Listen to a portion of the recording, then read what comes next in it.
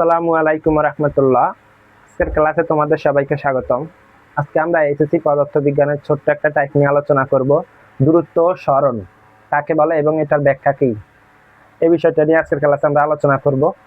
আমরা যখন পদার্থবিজ্ঞান পড়া শুরু করি, এই বিষয়টা দিয়ে আমরা প্রথমত এই পড়াটা স্টার্ট করি।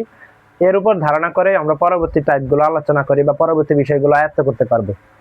আশা করি এই ক্লাসটা যদি তোমরা করো, এই বিষয়টা ক্লিয়ার হবে এবং পরবর্তীগুলো তোমরা খুব সহজেই বুঝতে পারবা। একটু ধৈর্য ধরে কয়েক মিনিটের ভিডিওটা দেখলেই তোমরা আশা করি তোমাদের সকল বেসিক ক্লিয়ার হয়ে যাবে। দেখো, এখানে দূরত্ব এবং সরণ। দূরত্বকে ইংলিশে বলা হয় ডিস্টেন্স, আর সরণকে বলা হয় ডিসপ্লেসমেন্ট।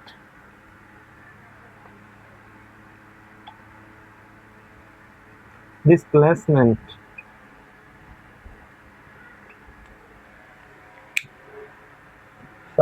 দূরত্বের ইংরেজি হচ্ছে ডিস্টেন্স এবং সরণের ইংরেজি হচ্ছে ডিসপ্লেসমেন্ট।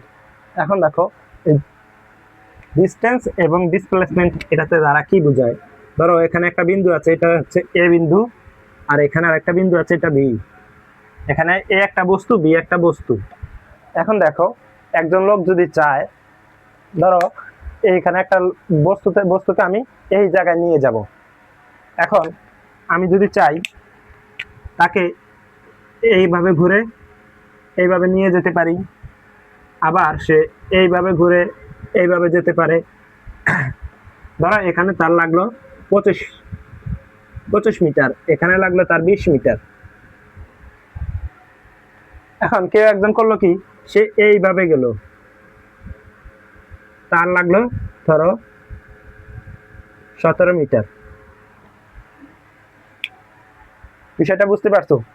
সে একজনে এইভাবে নিয়ে এই বস্তুটাকে এইভাবে বি বস্তুতে নিয়ে গেল, আবার একজনে 17 মিটার দূরত্ব অতিক্রম করে নিয়ে গেল, একজনে 16 মিটার ভাবে গেল।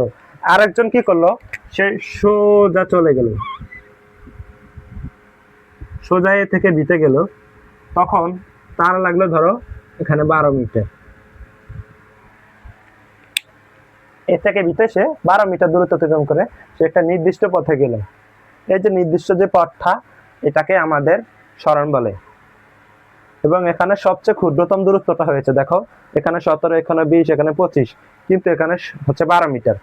ক্ষুদ্রতম দূরত্ব এবং নির্দিষ্ট দিকে ক্ষুদ্রতম দূরত্বকে আমাদের সরণ বলে।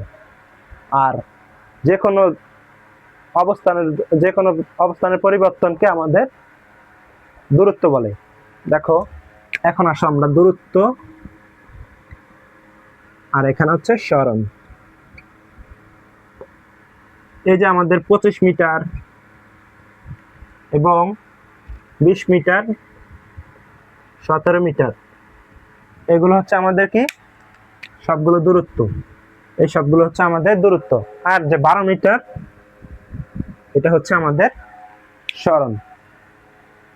এবং এটা 12 মিটার কিভাবে হলো, এ থেকে বি থেকে আমার নির্দিষ্ট পথ, এই নির্দিষ্ট পথ দেখা যাচ্ছে নির্দিষ্ট দিক, নির্দিষ্ট দিক।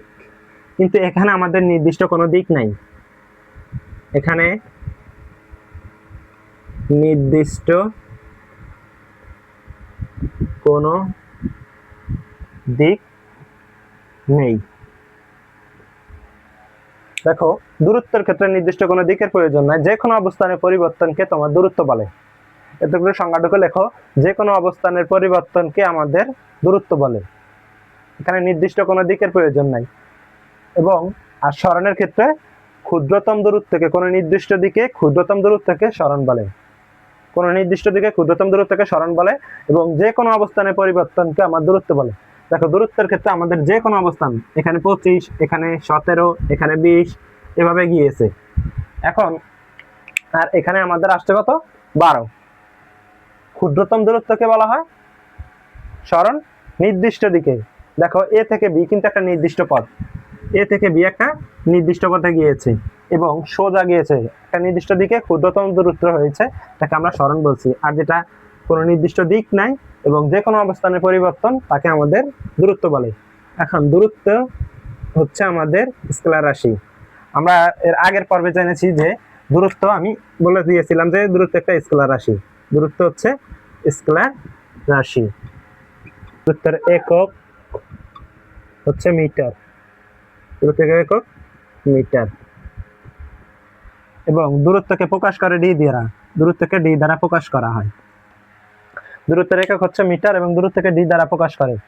দূরত্ব একটা স্কেলার রাশি, দূরত্বের কোনো একক নেই এবং সরণ হচ্ছে আমাদের ভেক্টর রাশি। সরণ একটা ভেক্টর রাশি। কেন ভেক্টর রাশি?